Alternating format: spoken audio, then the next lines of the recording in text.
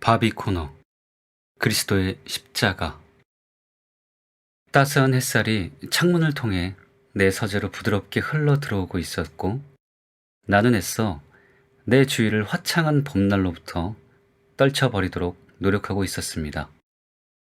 밖으로 도망쳐 나가 문 밖에 펼쳐져 있는 공간을 즐기고 싶은 유혹을 극복하려고 노력하면서, 나는 서재에 앉은 채 내 주위를 펼쳐 놓았던 성경과 책상 위에 놓여 있는 아무것도 적히지 않은 메모장으로 되돌려 놓았습니다. 나는 그리스도의 십자가에 대한 메시지를 나누기 위해 준비하고 있었고, 이 중요한 주제로 설교 원고를 작성하는 중이었습니다. 30년 이상 설교하면서 나는 이 주제를 많이 다루었었습니다. 하지만 이 시점에서 나는 더 새로운 무엇인가를 알기를 간절히 원했지만, 이제 막 일어날 일에 대해서는 막상 준비가 되지 않은 상태였습니다. 평온했던 내 주위가 급격하게 변할 찰나였습니다. 나는 내 일생에 가장 놀랄만한 만남을 갖게 될 것이라고는 전혀 예상치 못하고 있었습니다. 의자를 앞으로 밀고 성경과 메모장으로 가까이 가면서 나는 하나님의 영께 십자가라는 메시지가 내게 실제가 되도록 해달라고 기도했습니다. 나는 십자가가 단순한 말들만 모아놓은 것 이상이 되기를 원했습니다. 사람들이 생명의 말씀을 듣게 되기를 갈망했던 것입니다. 나는 바로 그 메시지가 우리의 삶을 완전히 바꾸어 놓을 강력한 것이 되기를 바랐습니다. 그래서 나는 진실하고 갈급한 마음으로 기도하기 시작했습니다. 진리의 영께서 분명하고 강력한 방법으로 그 메시지를 계시해 주길 기도하면서 말입니다. 갑자기 아무런 예고도 없이 빛보다 더 빠른 속도로 나는 더 이상 내 연구실에 편안하게 앉아 있는 것이 아니었습니다. 하나님의 영께서 시공을 초월해서 나를 옮기셨습니다. 바울이 성경에서 말한 것처럼 내가 몸 안에 있었는지 몸 밖에 있었는지 나는 알 수가 없었습니다. 나는 거의 즉각적으로 내가 예루살렘의 복잡한 거리로 옮겨져 있다는 것을 깨달았습니다. 나는 대규모 군중들의 소리를 들을 수 있었습니다. 공기 중에 사악한 동요가 일어나는 것을 느낄 수 있었고, 그것이 내 영을 아주 불편하게 만들었습니다. 달아나고 싶었지만 동시에 내 영혼에서 내 앞에 펼쳐지고 있는 것들을 보고 싶어하는 강한 갈망이 있었습니다. 나는 엄청난 군중들 속에 서 있었습니다. 그 군중들의 얼굴을 들여다보며 어떤 사람들은 진심으로 슬픔에 가득 차 있는 반면, 또 다른 사람들의 눈은 광기로 빛을 발하고 있었고, 얼굴은 사악한 웃음으로 일그러져 있다는 것을 나는 감지했습니다. 이 사건들로 충격을 받아 아연질색하면서 나는 내가 이 장소로 옮겨진 그 속도가 이해되지 않았습니다. 그 다음으로 내가 깨달은 것은 한 거대한 로마 병정에 의해 내가 옆으로 밀쳐져 있다는 것이었습니다. 그는 내게 욕을 했고 저리 비켜라고 소리쳤습니다. 그때 내 주위가 다른 곳으로 옮겨지고 그 군중들이 기다리고 있던 바로 그 사람을 보게 되었습니다. 바로 십자가를 지고 가시는 예수님이었습니다. 나는 내 눈을 믿을 수가 없었고 섬뜩함이 내 몸 전체를 관통했습니다. 그렇게 끔찍한 광경을 본 적이 없었습니다.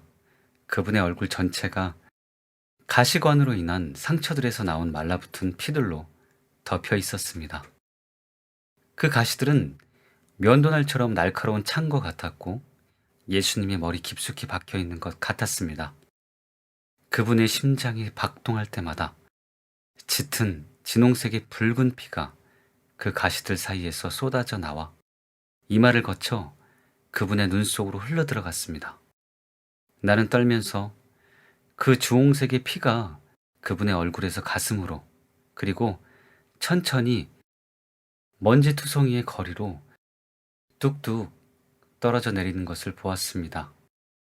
그 돌길에 갈라진 틈새로 그리스도의 피가 떨어질 때는 마치 이 땅이 울부짖는 것 같았습니다. 공포 가운데 믿을 수 없는 장면을 지켜보면서 내 마음은 소용돌이 치고 있었습니다. 나는 이런 일은 일어날 수가 없는데 라고 생각했습니다. 몇 년 전에도 이런 일이 내게 있었습니다. 바로 그 순간 나와 그분의 눈이 마주쳤고 내 다리에서 모든 힘이 빠져나가고 내 몸 전체가 커다랗게 쿵 소리를 내면서 돌바닥으로 쓰러지는 것을 느꼈습니다. 그리고 나서야 나는 내가 경험하는 것이 실제라는 것을 아무런 의심 없이 받아들이게 되었습니다. 어찌된 일인지 내가 그 십자가 형장으로 이동되었던 것입니다. 꿈이 아니었습니다. 내가 실제로 그곳에 있었던 것이었습니다. 너무 놀라서 나는 군중들을 따라 비틀거리며 걸었습니다. 그리고 아무 말도 하지 못한 채 예수님 십자가의 무게에 눌려 쓰러진 것을 보았습니다. 거리에 먼지바람을 일으키는 질풍에 핏자국 투성이인 예수님의 옷이 느슨해져 그 사이로 예수님의 등과 어깨에 나 있는 그분의 상처가 어렴풋이 보였습니다. 그 상처는 끔찍할 정도로 깊게 파여 있었습니다. 그분의 살은 찢겨져 있었고 그 틈이 계속 벌어지고 있었습니다. 로마군이 사용한 채찍의 가혹한 처벌로 인해 찢겨진 그분의 상처들에서 흘러나오는 그 피의 양에 나는 소스라치게 놀랐습니다.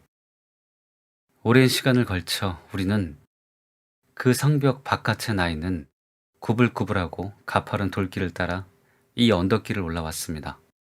우리는 한참 후 드디어 해골의 언덕, 골고다의 정상에 다다랐습니다.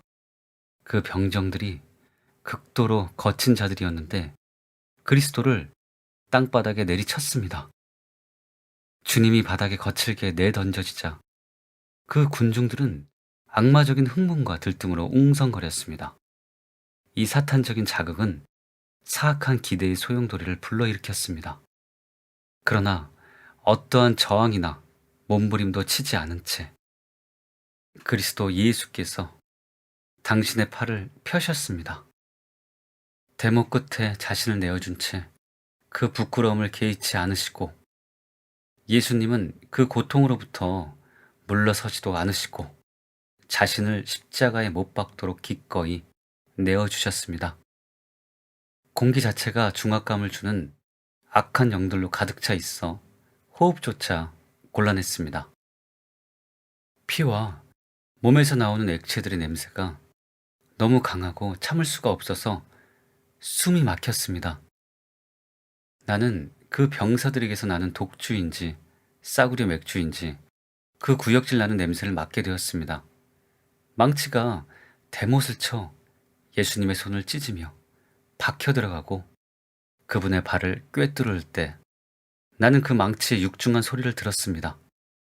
마치 이 전 과정을 느린 장면으로 보고 있는 것 같았습니다. 십자가는 거칠게 들어 올려져 구멍 속으로 꽂아졌습니다. 그리스도의 얼굴에 참을 수 없는 극도의 고통이 비추어졌습니다. 주님의 온 무게가 대못들의 위에 지탱되면서 나는 그분의 목에서부터 흘러나오는 신음소리를 들었습니다. 나는 마음을 에이는 이 순간에 몸서리치게 하는 소리들과 그 장면들, 그 냄새들을 결코 잊지 못할 것입니다. 마치 시간이 멈추어져 있는 듯 했습니다. 그곳에 내가 얼마나 있었는지 알지 못합니다. 셀 수 없는 고통의 시간들이 흘러간 듯 했습니다. 나는 내 입에서 아무 소리도 나오지 않을 때까지 울었습니다. 멀리 달아나고 싶었지만 또한 더 다가가고 싶었습니다. 감정과 느낌들이 그렇게 대비되는 것을 아무도 설명할 수 없을 것입니다. 이곳은 자비의 장소가 아니었습니다. 하지만 역사상 가장 자비로운 행동이 이루어지고 있었습니다. 나는 내가 직면했던 역설적인 감정들을 결코 잊지 못할 것입니다. 죄 없고 무고한 분이 죄인처럼 죽어가고 있었습니다. 완전하신 분이 사악한 자들에 위해 상함을 받고 있으셨습니다. 그 사악한 자들이 이 놀라우신 분을 향해 증오심을 쏟아 놓았습니다. 잔인한 십자가에 죽임 당하신 위로우신 분이 반역자들을 위해 죽고 계셨습니다.